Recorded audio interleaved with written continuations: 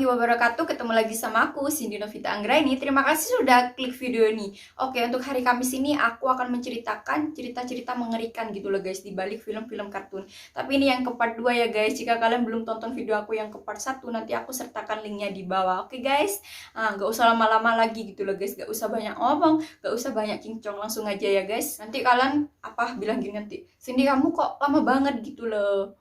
Makanya itu nggak usah lama-lama lagi gitu loh guys, agar kalian nggak penasaran sama yang ke part 2 ini ya. Oke, langsung aja ya guys, nggak usah lama-lama lagi, kita langsung aja masuk ke ceritanya.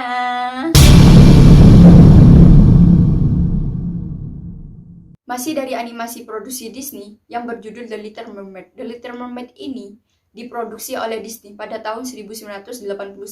Karakter utama dari animasi ini adalah Putri Duyung yang bernama Ariel. Ariel sendiri adalah karakter princess yang sangat digandrungi oleh anak-anak. Ternyata Putri Duyung memiliki rambut berwarna merah ini menyimpan kisah yang sangat mengerikan di dalamnya. Dikisahkan Ariel sang Putri Duyung cantik. Selama menjadi manusia, ia dibekali pisau yang disimpan atau disembunyikan di balik rambut panjangnya. Pisau itu sendiri digunakan Ariel untuk membunuh orang yang mengetahui identitas Ariel sesungguhnya. Ia harus melakukan itu semua untuk melindungi jati dirinya, serta untuk keselamatan spesiesnya di bawah laut. Karena kan dia, tidak ingin gitu loh guys, kalau spesiesnya di bawah laut itu diburu oleh manusia kan.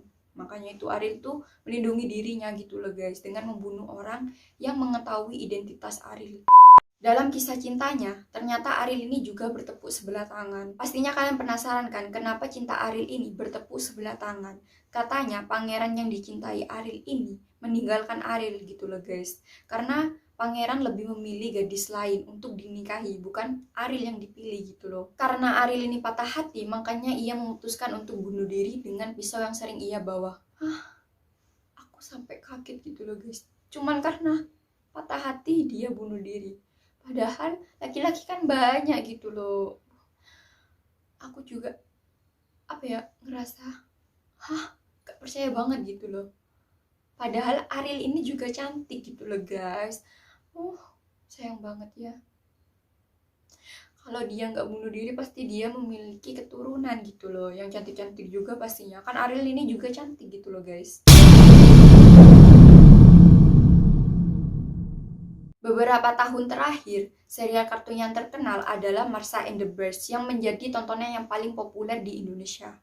Serial animasi Marsha and the Bears ini merupakan film animasi Rusia yang pertama kali ditayangkan pada tahun 2009. Karakternya yang sangat lucu dan nyeselin membuat Marsha ini banyak digemari anak-anak. Tapi di balik karakter Marsha yang sangat lucu dan gemesin, terselip kisah yang sangat mengerikan tentang seorang anak perempuan. Serial animasi Marsha and the Bears ini diambil dari kisah nyata 22 tahun silam. Kelakuan konyolnya bersama sang beruang menarik perhatian anak-anak dan remaja. Animasi Marsha and the Bears ini merupakan serial yang sengaja dibuat gitu loh guys, untuk mengenal anak perempuan yang tewas diserang oleh beruang sirkus. Diceritakan ada anak perempuan yang suka dengan sirkus gitu loh guys. Anak perempuan ini mengajak ibu dan ayahnya untuk menonton sirkus. Saat menonton sirkus, anak perempuan ini lepas pengawasan gitu loh guys dari kedua orang tuanya, karena kedua orang tuanya ini lagi asik menonton pertunjukan. Anak perempuan itu pergi dengan sembunyi-sembunyi gitu loh guys ke belakang panggung. Dan ternyata di belakang panggung itu ada kandang besar ya, dan seekor beruang berukuran besar juga. Saat anak perempuan itu mendekati kandang beruang, anak itu langsung dimakan gitu loh guys oleh beruang sirkus yang sedang kelaparan waktu itu. Kasian banget ya. Aku kayak merasa nggak tega gitu loh guys. Sumpah aku mendengar ini ya, atau menceritakan ini ya, sama pusing-pusing kepalanya aku. Mengetahui anaknya tewas dimakan beruang, kedua orang tua itu ketika pulang dari sirkus merasa depresi berat gitu loh guys, dan akhirnya mereka memutuskan untuk bunuh diri. Dalam serial Marsha and the Bears, pasti kalian penasaran gitu loh, kenapa kedua orang tua Marsha ini tidak pernah diperlihatkan gitu loh guys di dalam film kartun itu. Karena alasannya ya ini guys, karena kan memang film kartun itu untuk mengenal anak perempuan itu gitu loh guys. Makanya yang diperlihatkan itu adalah beruang. Kan pasti kalian yang sering gitu ya nonton Marsha pasti sudah tahu gitu loh guys, kalau Marsha itu atau di dalam ceritanya Marsha itu gak ada sama sekali kedua orang tua Marsha ya kan. Dan karakter beruang itu sendiri diciptakan untuk menghormati anak perempuan yang menyukai beruang sirkus. Padahal ya, aku sangat menyukai film Marsha.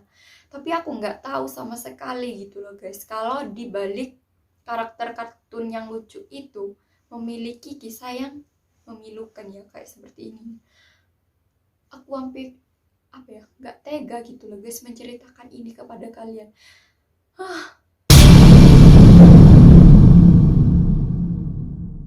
Doraemon merupakan karakter robot kucing yang dikarang oleh Fujiko sejak tahun 1969 hingga saat ini. Doraemon sendiri saat ini masih diputar gitu loh guys di stasiun televisi di Indonesia. Tapi kalian tahu nggak kalau Doraemon itu dikirim untuk menolong Nobita agar keturunannya itu bahagia dan tidak terlilit hutang gitu loh guys. Doraemon ini bisa memberikan bantuan kepada Nobita dengan mengeluarkan alat-alat ajaibnya yang ada di kantongnya. Tapi buat kalian yang penggemar Doraemon pasti sudah tahu gitu loh guys, apa aja alat-alat yang digunakan Doraemon untuk menolong atau membantu Nobita ini. Yaitu kayak misalnya pintu ajaib ya, yang bisa kemana aja. Terus ada baling-baling bambu, andalannya itu pasti ada lagi karena kan itu alat alternatif buat mempercepat Nobita sampai ke sekolahannya ya kan.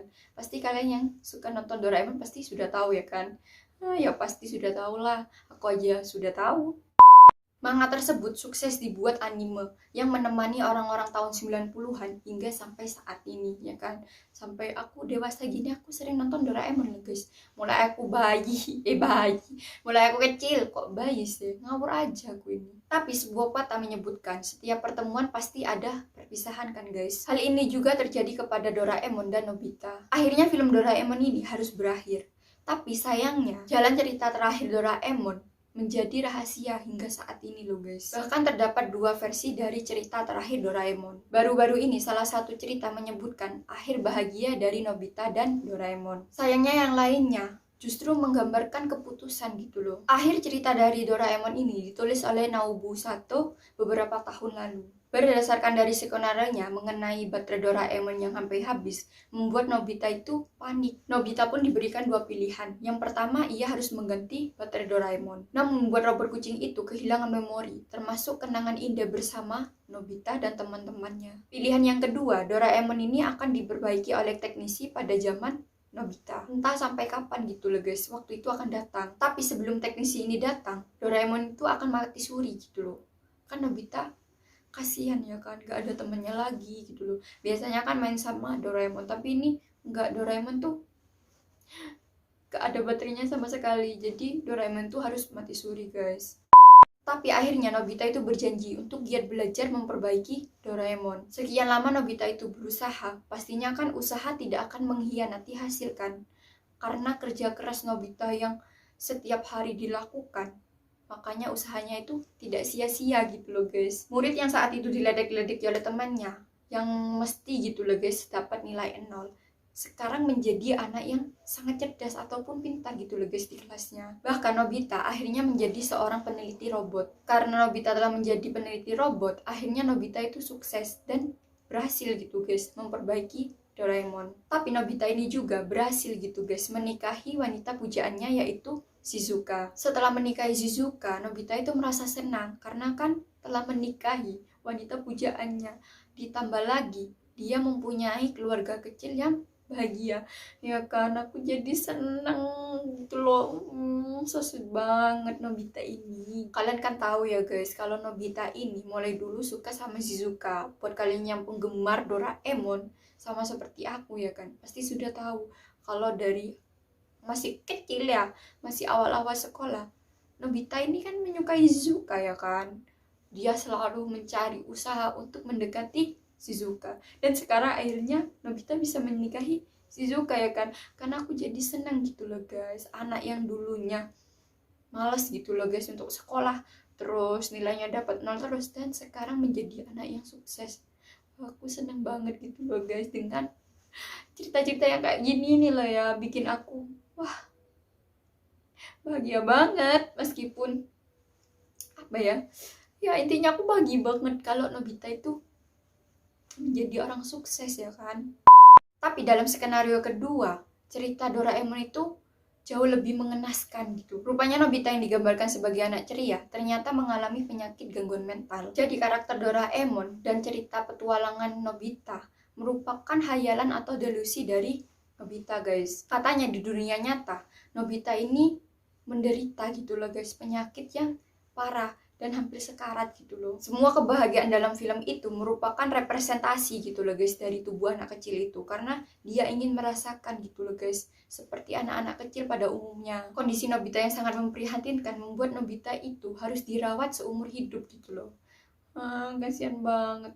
Kok gini sih? Aku baru saja loh tadi senang karena kan Nobita bisa menikahi Shizuka. Ternyata ini cuman hayalan anak kecil yang mengalami penyakit yang parah gitu loh, guys, atau penyakit mental, ya kan. Sedih banget aku. Galau aku gara-gara cerita ini kan. Tadi senang dibuat sedih lagi lah. Oke, sekian dari aku. Itulah cerita-cerita memilukan di balik karakter-karakter kartun yang lucu. Jika ada salah kata dan perbuatan, tolong dimaafkan ya guys. Jika ada ceritanya aku yang kurang lengkap atau bagaimana, bisa kalian komen di bawah ya guys. Jangan lupa untuk di like, komen, share, dan pastinya di subscribe. Jangan lupa juga untuk tekan tombol lonceng di bawah agar kalian tahu kalau aku upload video baru. Dan ketemu lagi sama aku. Bye-bye. See you next time. Bye-bye guys. Bye-bye.